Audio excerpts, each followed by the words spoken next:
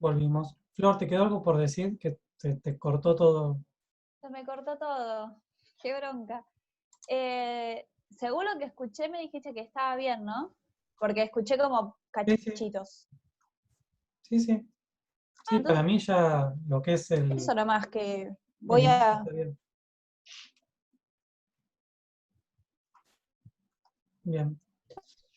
Eh, Se corta de vuelta. eh, Cada vez que habla. calmarme un toque.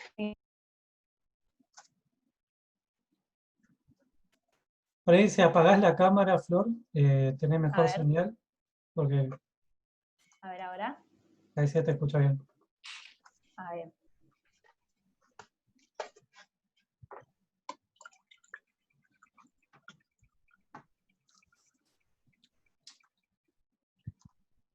Bien, ahí está Vicky, estamos todos.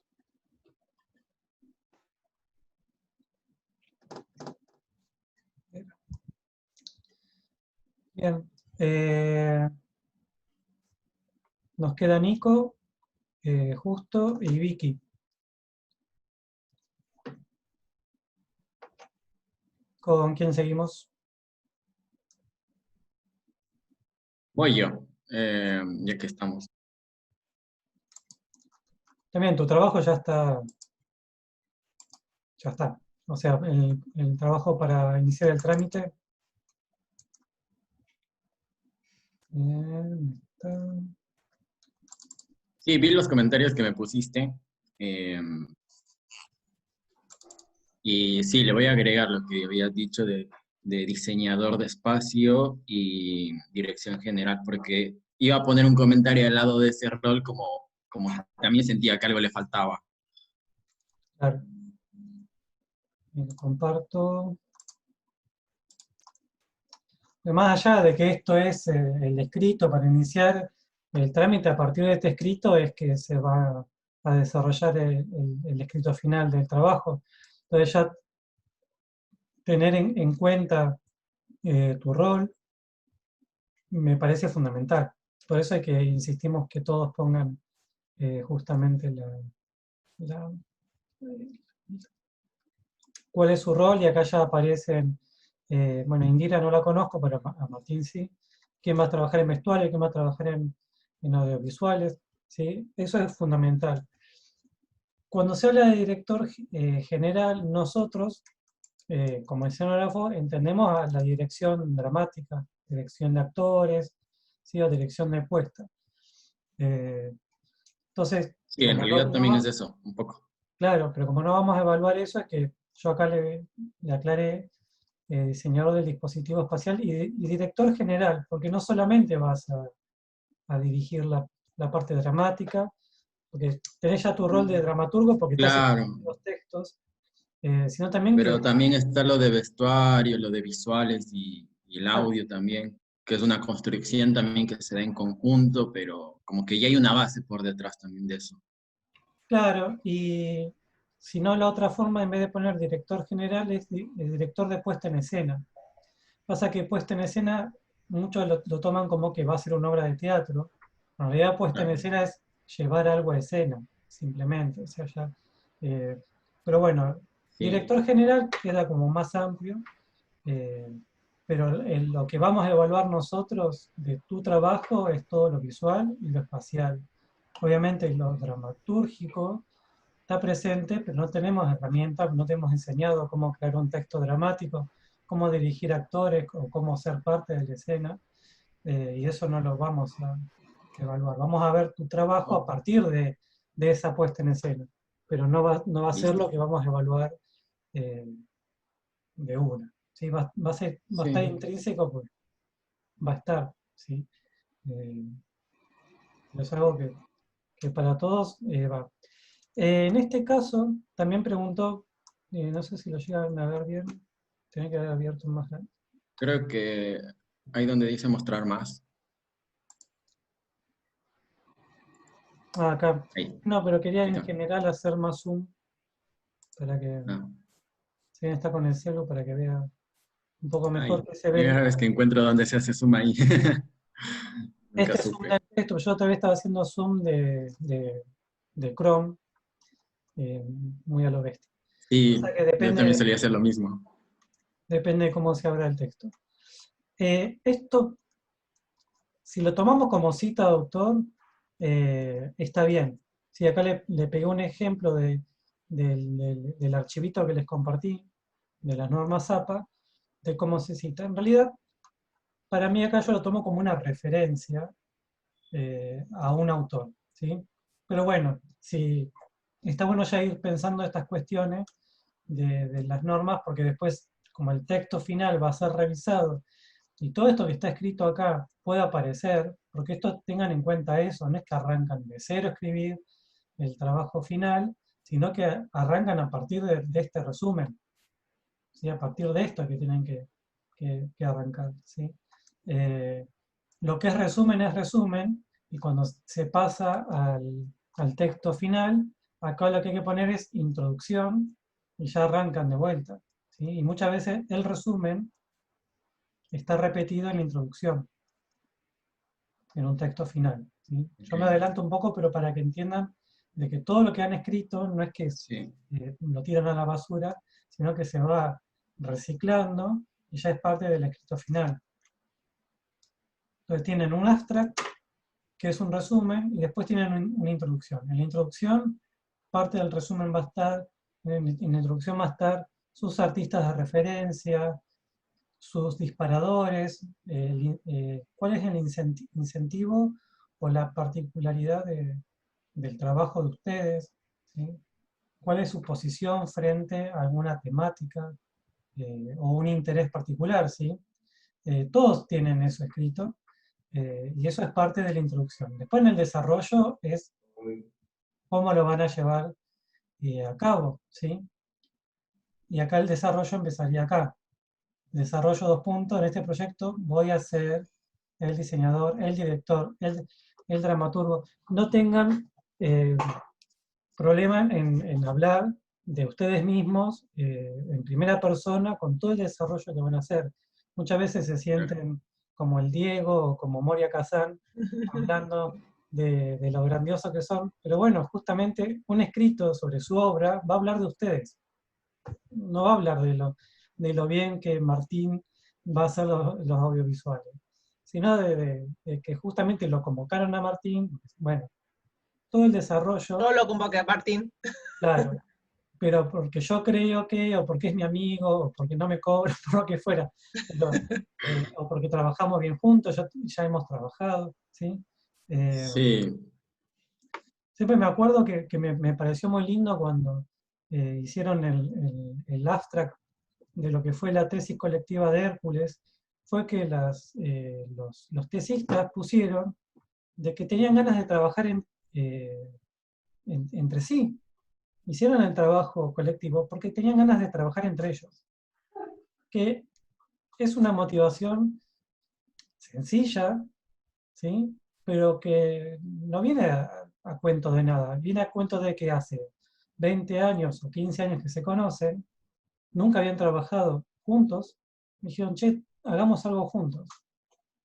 Y es un disparador muy, muy particular, porque cuando uno quiere trabajar con alguien, dice, bueno, yo me voy a encargar de esto, yo me voy a encargar de lo otro, y cada uno puede confiar en el otro. En este caso, cuando uno convoca gente, la convoca por algo, ¿sí? Porque lo conoce, porque se llevan bien, porque respeta su labor artística o estética, porque ya han trabajado, que tienen un pasado artístico juntos, porque fueron compañeros de clase, como en tu caso con Martín, ¿sí? Saber de dónde sí, viene el bagaje tiene un porqué, y piensen que todos los artistas contemporáneos o de la historia siempre han trabajado en colaboración y siempre han destacado cuál era su rol y su trabajo.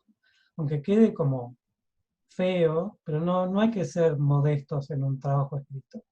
Tampoco decir soy el mejor del mundo, apruébenme porque soy un dios, no es la idea, pero sí es valorar el aporte al arte que están haciendo, ¿sí? Porque claro. un trabajo de graduación es un aporte a la cultura visual. Y por eso está bueno que esté bien redactado, que esté bien escrito, que sea subido a la internet, que quede como un archivo, y es muy particular este momento que hace años, ¿no?, que se está viviendo, de que se sociabilice este tipo de textos, así que no sean, no tengan miedo en tomar crédito, porque es el crédito que se merece. Y la cita viene bien porque las citas no solamente aparecen en los textos literarios, sino también en las imágenes, ¿sí? En el caso de Estefanía, ella está creando sus propias visuales, grabando ella, pero muchas veces uno genera visuales o sonidos a partir de otros autores. Eso ya lo habíamos hablado con Vicky cuando citaba que quería usar un remix de Butterfly. Ahí tiene que decir quién es el autor de Butterfly y quién hizo el remix de Butterfly que ella está usando. Y si a un amigo de ella o ella misma hace una intervención sobre eso, también hay que explicitarlo en el escrito. Si no, uno no sabe de dónde viene lo que está viendo.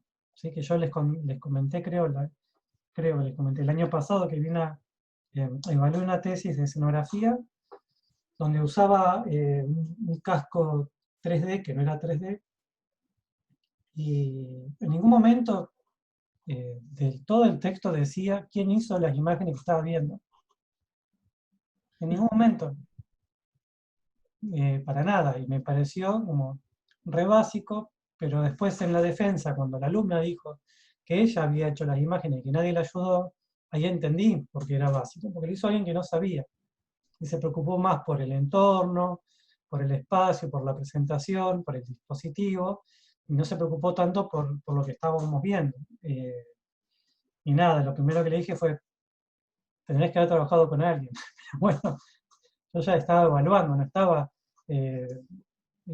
asesorando la tesis, ya estábamos en etapa de evaluación, y bueno, fue culpa, entre comillas, de quien dirigió esa tesis, de que no le recomendó trabajar con alguien que pueda potenciar las imágenes, porque las imágenes no estaban mal, lo que estaba mal era construida la realidad aumentada, digamos, el 3D.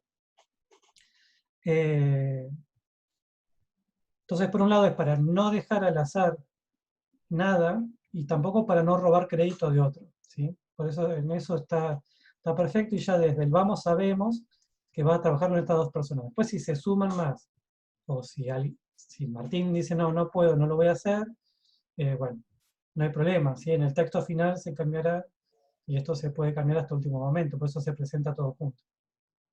Okay. De ahí con la parte estética, realmente tengo un montón de cosas que hay que sumar, pero estuve con otras situaciones. Bien.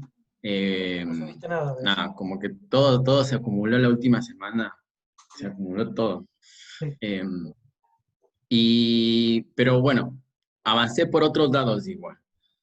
Este viernes tengo como una especie de... me pasaron el contacto de una chica que hacía teatro antes y ha hecho también como algo de performance. Entonces voy a hacer como una especie de audición, pongámoslo así, repasando algunos textos y algunas acciones ahí como vía Zoom. Y después también subí un concept, que era un concept que ya lo había hecho hace rato, pero creía que algo le faltaba. Y una vuelta, indagando también, porque es un concept que poco tiene de imagen visual relacionada con la escenografía. Todo es más pinturas, fotografías. Y también como para buscarle como me gusta llamarlo, es como para buscarle una estética a ahora me encanta usar la palabra cosmos, como para este cosmos que está rondando ahí, que es mi idea. Y hay algo que me pareció muy interesante, que me gusta, que son estas dos partes de acá, porque bueno, la parte de abajo es como la parte ritual, que tiene también que ver con lo cotidiano. Encontré también artistas que ya trabajan con esto de la muerte y lo cotidiano, pero visto desde otro punto de vista estético, no desde lo escénico, sino también desde la fotografía. Y la parte de arriba, me adueñé del cuadro del Bosco, que me parece buenísimo porque es como esta contraposición entre paraíso y muerte, y también me intriga como un poco jugar con esto, ¿no? Con este pensamiento, este imaginario colectivo que tenemos, que qué pasará después de la muerte, qué pasará, a dónde vas, ¿no? Entonces me parecía ideal poner estas pinturas de estas dos contraposiciones, del paraíso y el infierno, y también porque son pinturas bastante caóticas. Sí. Y de ahí también me pareció muy bueno incorporar también esta paleta de colores un poco más viva, pongámoslo así, para no recaer un poco en esto de la muerte como algo tan oscuro. Así que medio que me fui también un poco a indagar en lo que era el expresionismo español, y ahí rescaté un par de artistas que están, por ejemplo, en la parte, sería izquierda de la pantalla. Y me parece interesante esta imagen de Jesús, porque es como, es ¿cómo se llama esto? Eh, la, sí, la muerte de Cristo, pero es como una paleta de colores viva, pero con una imagen bastante potente, o sea, muy trágica. Y está bueno, me gustó esa parte, esa mezcla de paleta de ¿Estas colores. máscaras son del mismo cuadro? No, es otro artista, no me acuerdo cómo se llamaba. El uno se llamaba Nolde, que es un expresionista español, y hay otro artista que era discípulo de él, que es el que pinta estas máscaras, que también retratan como la muerte. Me parece interesante esto de la idea de máscaras, que también aparece como abajo, Sí. como parte también del ritual, ¿no? Que muchas veces las máscaras también vienen en otros formatos, como por ejemplo la idea del velo, que también es una idea bastante occidental, de ocultar el rostro. Y de ahí lo otro, que está más o menos en el centro, en mitad de ese cuerpo sin cabeza, que ese cuerpo sin cabeza pertenece a una pintura de Caravaggio, que también me intrigaba mucho, porque Caravaggio trabaja mucho con lo que es la expresión del rostro. Eh, y también en esa expresión del rostro, también lo que me gustaba de Caravaggio era esta parte, ¿no? De trabajar como con ¿cómo explicar? Como esto de siempre de que las pinturas están como en acción, como que los cuerpos están bastante activos a pesar de que la imagen sea estática, o sea, da esa idea. Y de ahí lo que le añadí, que me gustó muchísimo, fue esta idea eh, del artista argentino Yoyo Noé, que él trabaja con la idea de caos, y hay textos que escribe relacionados al caos que me parecieron muy interesantes releerlos. Es más que todo en la década del 60 que empieza a trabajar con esta idea, y ahí incorporo como esta imagen que es una instalación realmente donde todo está, pongámoslo así, destruido, pero en sí conforman imágenes distintas. Está como bastante disperso también esa instalación, pero bueno, me interesó también más que todo por eso, por la palabra de caos, que era Esta del algo que medio, ¿no? lo incorpora mucho. Ajá. ¿Y este qué Y de ritual ahí es nada, ahí aparece la silla. púrpura? Ah, ese púrpura me gusta porque realmente eso representa como más rituales a nivel cristiano de lo que es la muerte, y hay algo en lo que yo me empecé a interesar mucho, como también un poco apelando a este imaginario colectivo, tratando también de sacar un poco más allá de la idea personal, también tratar de vincular esta idea personal con otras cosas externas, ¿no? Lo que me interesaba de eso es una vestimenta púrpura que se usa en un ritual muy común de la religión cristiana, más que todo en España y en algunas partes de Ecuador se hace, y se hace durante Semana Santa, y Semana Santa para mí es bastante simbólico, o sea, como que lo vinculo mucho a la obra, por el hecho de que es la muerte y resurrección de Cristo. Entonces es como un estado en donde convive como presente, pasado y futuro, pongámoslo así, y donde se recrea esa idea, ¿no? Y esta gente púrpura me interesó, porque son personas que ocultan su rostro y asisten a una procesión para de alguna forma eximirse de los pecados que han cometido y, digamos así, comprar un boleto al paraíso, ¿no? Entonces me interesa también más por esto de cubrir el rostro y la idea de procesión. La idea de procesión también es como una idea bastante de comunidad y de participación, ¿no? Dentro de esta acción ritual, que es algo que más o menos también era mi idea de por qué también poner un poco al público más en contacto con los performers. Y eso es lo que avancé. Y la procesión es muy, muy teatral. Yo como fui a un colegio católico, Sí, tengo varias procesiones encima. eh, sí, del sí, violeta. está No, buenísimo. nunca había visto las Y capuchas violetas, porque además la forma remite al Ku Klux Klan, pero en violeta. sí, pero no es del Ku Klux Klan, se llaman cucuruchos, Pero en España, viste, mucho más antiguo que el Ku Klux Klan. en España son muy, muy coloridos y un montón de rituales yo no conozco. Pero por eso pregunté. Y lo de la silla, perdón que te corté, que ibas a decir algo. Que volvió a la silla. Ah, lo de la silla. Sí, no, la silla es una imagen eh, personal que está añadida ahí y que me remite mucho a la cotidiana y a la ausencia. Es una imagen que bastante potente, pero después iba a subir las imágenes por separado. Pero realmente en esa imagen están como dos personas. Está mi primo que tiene, en esa imagen tenía como 7 años y mi abuela. eh, y son como, bueno, obviamente de edades muy separadas y ambas personas están viendo como al frente de la cámara y alrededor de ellos están como varias sillas vacías y el espacio está completamente vacío, o sea, Mm. es como si estuviesen esperando a alguien o que alguien llegue hacia ellos.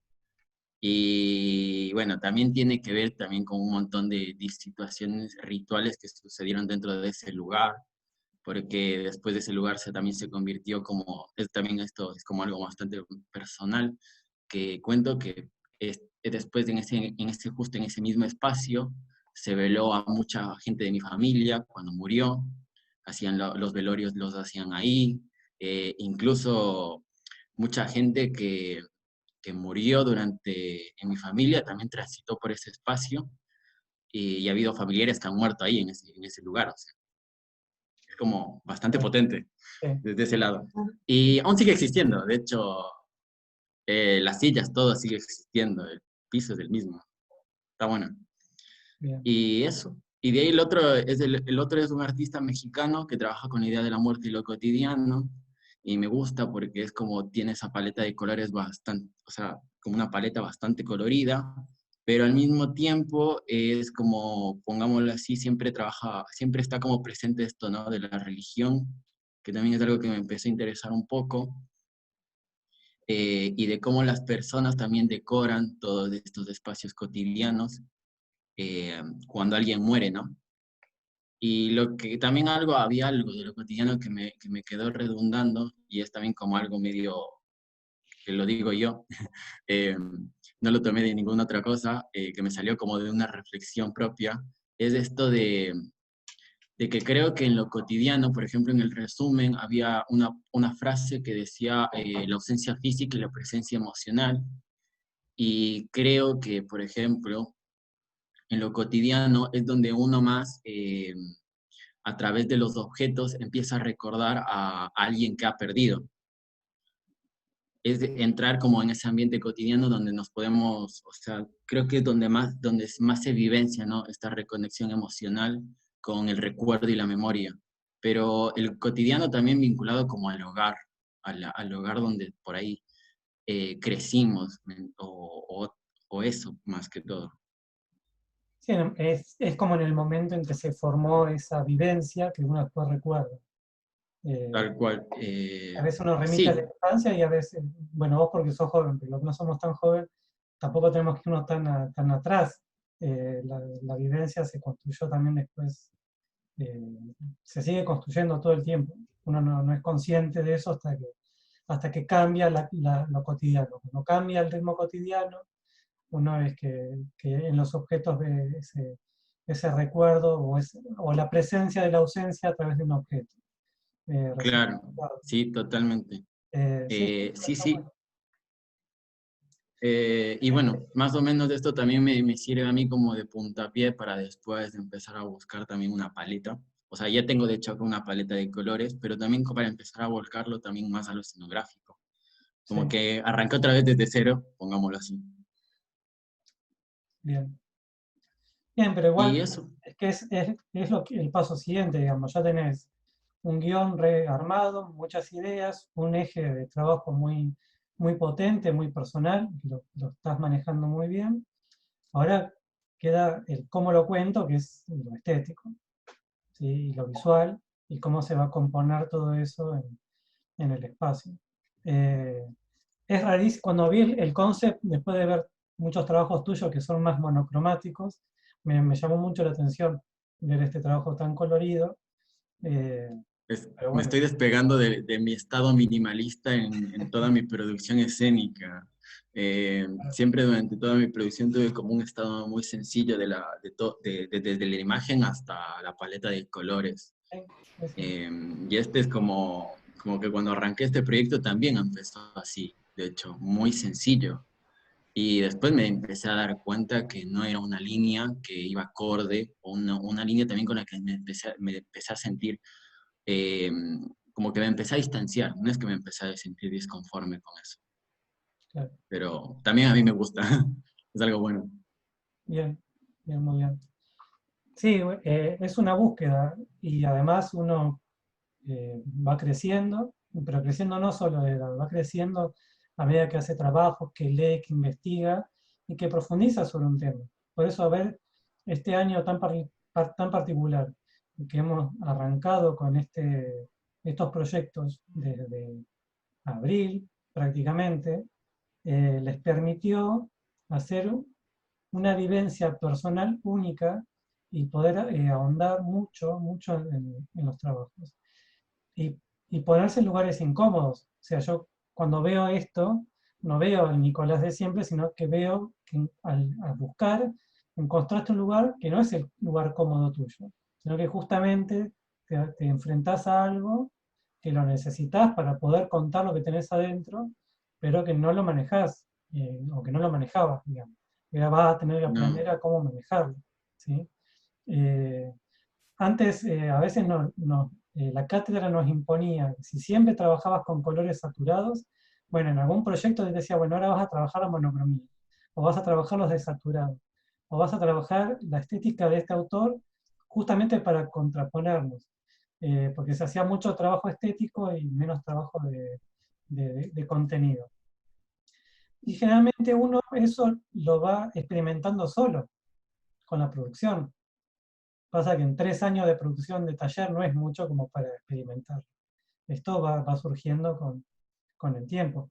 Muchas veces nos pasa cuando sí, recibimos tesistas que han cursado hace muchos años el taller, nos encontramos con una persona completamente distinta a la que conocíamos, porque han tenido un bagaje, una vivencia y una búsqueda estética de la que uno ya no lo vio, no lo participó, y se encuentran con cosas que lo sorprenden, y por eso está bueno eh, poder mostrarlo, porque si a vos esto te queda en tu cabeza o en imágenes sueltas, es una cosa, y cuando lo pones todo en un concept, es muy distinto. Además te permite a vos explicarlo de forma más, sí, más específica. más específica. Y el concepto también me ayudó como a ordenar muchas ideas que estaban sueltas y también a bajarlo, algunas cosas que estaban escritas, bajarlo como también a una imagen más visual. Y en esta búsqueda del concepto también estuvo bueno porque encontré muchas cosas, muchas referencias y gente que también ya había trabajado un poco con esta idea de caos, pero también ver desde qué punto de vista abordan esta situación estuvo bastante enriquecedor. Claro. Bien, muy bien. Bueno, igual abrí y cerrá, no te vayas, Claro. ¿sí? No descasco. Siempre hay que ir abriendo y acotando y bajándolo. Por eso que aparezca una imagen, después de hace mucho que estabas escribiendo y que no había una imagen, está bueno. eh, pero bueno, no pierdas el eje, pásalo a tu espacio. También está bueno jugar un poco con estos opuestos, ¿no? El Nico de minimalista y este Nico sí, de todo, ¿no? no sé cómo llamarlo, del Bosco. Sí. El Bosco. Está bueno también, porque como que por ahí un poco quizás faltaba algo de ruido y de caos, ¿no? Para contrarrestar con la estética que maneja siempre. Digo, no sé si faltaba, pero está bueno.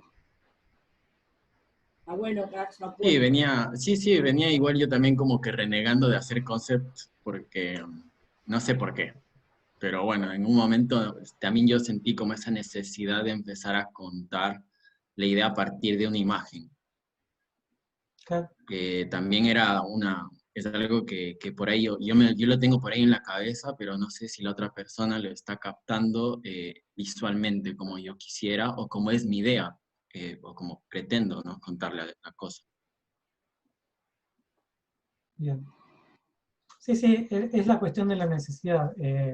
En las cursadas uno les exige hacer concept, hacer paleta, hacer un resumen, hacer un boceto en grilla, hacer una planta. Cuando uno empieza a crear solo, es justamente que empieza a darse cuenta qué herramientas visuales y narrativas necesita para poder contar y autocontarse y autoconvencerse. Porque acá no solo tienen que convencernos a nosotros, el público, sino a ustedes, porque es su trabajo de graduación. Muchos lo cargan de muchísima emotividad, porque con esto se reciben, y no es cualquier trabajo, no es que después va a venir otro, no es que tiene recuperatorio. Entonces, bueno, todo eso hace que se pongan en una situación incómoda o de crisis en el buen sentido, y donde apelan quizás a recursos que antes no habían apelado. Y está bueno que se permitan hacerlo. ¿Sí? Eso es fundamental y esto es para todos. ¿Sí? Cada uno vivencia el proyecto de distinta manera y la búsqueda es distinta, pero en ciertas cuestiones, más que nada emocionales, es muy similar.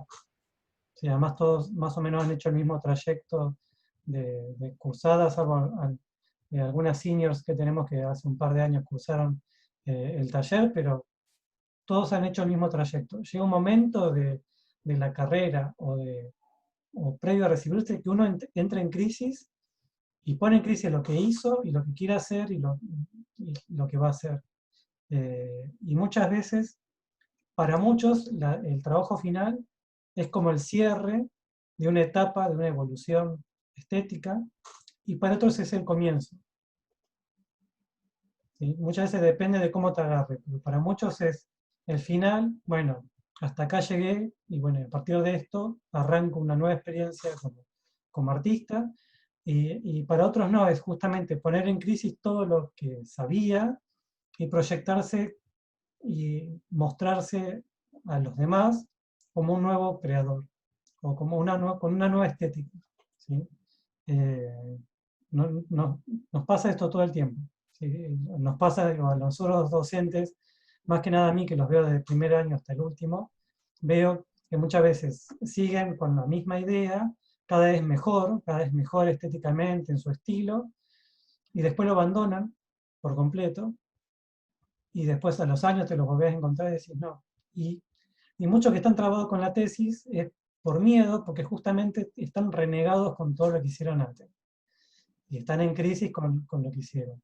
Les habrá pasado durante la carrera, o le estará pasando ahora o el año pasado, de que uno se enoja con la facultad o se enoja con la cátedra. ¿Sí? A mí me pasó en quinto año.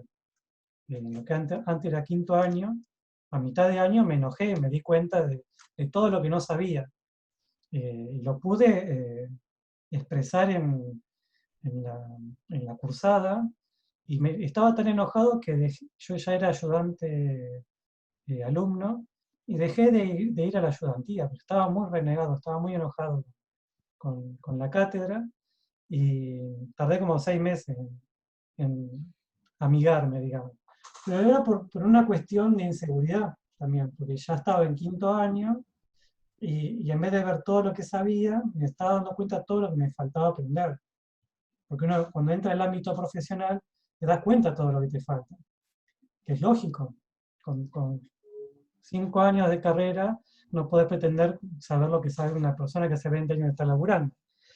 Y bueno, entonces después me amigué con la cátedra, pero me acuerdo, a Carlitos, Cari, yo le dije, él me preguntó, che, ¿vas a volver a ser ayudante? Pero me lo dijo los 3 meses que yo había dejado de ir, no le había dicho a nadie que no quería ser más ayudante. Y le dije, si me dejan, sí. Me dicen, sí, obvio. Sos ayudante, lo que es ayudante escrito ahora, digamos. Y el ayudante alumno no tiene ninguna obligación de ir. Yo pensé que se habían enojado, todo, y no se había enojado nadie, estaba yo enojado. Nada más. Y fue cuestión de desenojarme y volver. Como pasa con la familia de uno se enoja con la familia y después vuelve, ve la familia. Y eso justamente es normal y es necesario. Es lo mismo que pasa cuando uno se enoja con la producción de uno, y dice, no pude haber hecho esta porquería tan grande. Y después cuando pasa el tiempo uno se perdona a sí mismo, y hay veces que no se perdona nunca, pero es normal, entrar en crisis es sano. Lo peor es estar súper confiados y seguros y hacer la plancha. Eso es lo peor. Eso es lo peor que nos puede pasar como artistas. No estaríamos creando. Si no estamos en crisis, no les digo estar emocionalmente en crisis, sino estar en disconformes en algo, es como, hay que estar atentos. ¿Sí? Bien, nos quedan 3 minutos y nos quedan 2 personas. 3 minutos, 2 alumnos. Y 2 alumnos. Así que volvemos a entrar, ¿sí? Y arrancamos con Justo, que siempre lo dejamos para lo último, y después con Vicky. ¿Sí? Bien, ahí volvemos. Bueno.